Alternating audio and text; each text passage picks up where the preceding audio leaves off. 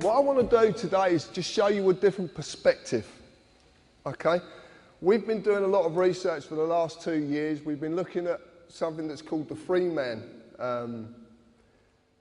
a position, if you like.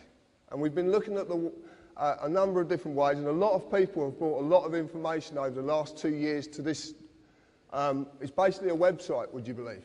That's what it is. Well, they brought me basically information that I've deciphered and decided to not accept the normal view of things. I've decided to question, and question in depth. And this is what you're about to see. As you see this at the moment, this is probably how you would see our country. Actually, I'm going to walk around here because it's easier. So as you would see our country, you would see there's a parliament, and then people in that parliament are meant to represent you because you elect them to do that. That's what you believe. You believe in politics. A lot of people believe in politics. You believe that the political parties are elected in power to serve you, to make sure that everything in your country runs right, to make sure you're looked after.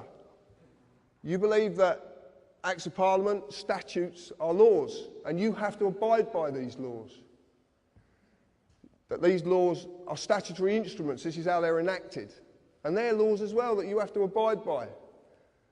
You believe it, most people believe in the word a constitution, a constitutional set of laws made up of statutes. And people say to me, society's broken. Well, what I'm going to tell you today is it's not broken. It works exactly the way it was planned to work. Because this goes back hundreds of years. This is not something that's new. And there's courts of justice. How many people in this room have suffered at the hands of the courts of justice where injustice is actually happening? What I'm going to tell you today is that the members of Parliament are actually directors of a corporation. That is what you're electing. And because you're only electing directors of a corporation, nothing will ever change. It will go in the same direction forever. Because politics is not what you think it is. The members of Parliament. Anybody seen this before? This is Dun & Bradstreet. Do you know what Dun & Bradstreet is? Right. If you were going to do business with a corporation or a company in the world, then you can use Dun & Bradstreet, which at the moment is about 160 million corporations worldwide. You can use these to find out if that corporation does good business. Does it have any debts? Has it got any county court judgments against it? So what this is a register of corporations, of companies. And the members of Parliament are a company. Gordon Brown is a company. David Cameron is a company. And this one I like. The Labour Party trade as Alistair Darling MP. It's their trading name. It's just there. The reason they trade with Alistair Darling MP is because Alistair Darling is a diplomat. There's about 3 of them. If they trade in his name, that trading name has diplomatic status. That means they can bend things and do things that you don't know about. It's a whole different way of doing things. This is what politics is about. This is what you believe to be the people representing you are doing, but they're not. This is what they're doing.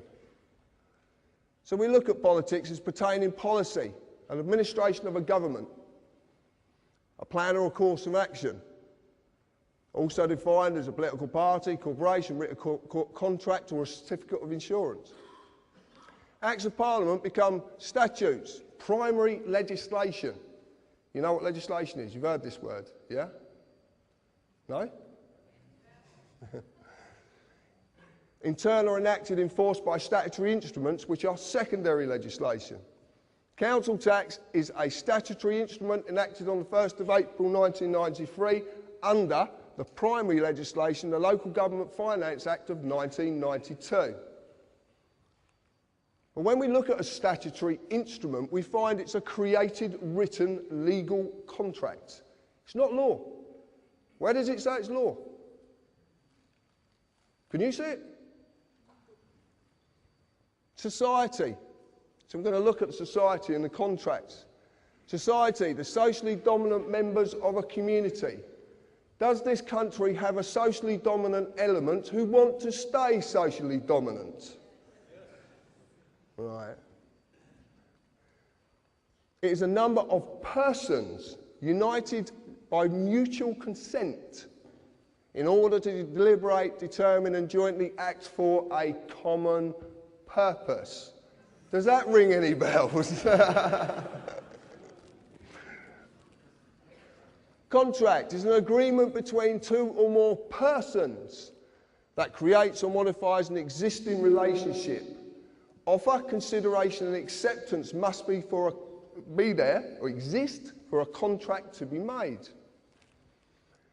Then we look at a constitution, the fundamental rules, written or unwritten, which John explains earlier, that establishes the character of a government by defining the basic principles society must conform to.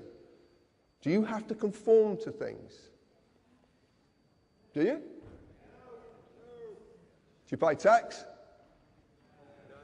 No. You don't? Join the club. You were not given a choice if you wanted to join this society. It was made for you at the time when you could not express a choice. So when we look at the word statute, I know I like this one, a legislative rule of society given the force of law by the consent of the governed. And I ask you, please, if you could explain to me where in that definition taken from Black's Law Dictionary that says that statute is law. The force of law, but it's not law. Right. I will get to that, not quite yet, but I will get to it. From the neuter of, everybody must know this word status. Is what our society, what does it rely on? Status. Yeah? That's what we want to do, don't we? We want to be better in status. More money, bigger car, bigger this, bigger that, better than next door neighbour. That's the word, status. And it all comes from this. Status is the legal character of a condition or condition of a person or a thing. It's not real. It's imaginary. Okay? Completely imaginary. And in the definition it actually shows that it's not law. It's given the force of law, which means it will apply to you if you consent. What does the word consent mean? Exactly. So what happens when you don't agree? It isn't law. Can't be given the force of law. By its own definition, it only applies to a person and not a man or a woman. How many people in the audience today think they're a person? Oh, come on. Yeah, right. The United Kingdom is a corporation. Now, up till February of last year, it was United Kingdom PLC. In February, and it's dissolved, and they've never, ever published their accounts. If you want to check that out, go on Companies House, because it's there. On Dun & Bradstreet, they're now registered as United Kingdom Corporation Limited. Any corporation has employees. The employees are not just civil servants, they're all of you. Every one of you. If you have a national insurance number, that means you too are an employee. Company policy of this corporation requires you as an employee to pay tax, follow all the legislative rules of that corporation, in this case, statutes. As in any company, if you break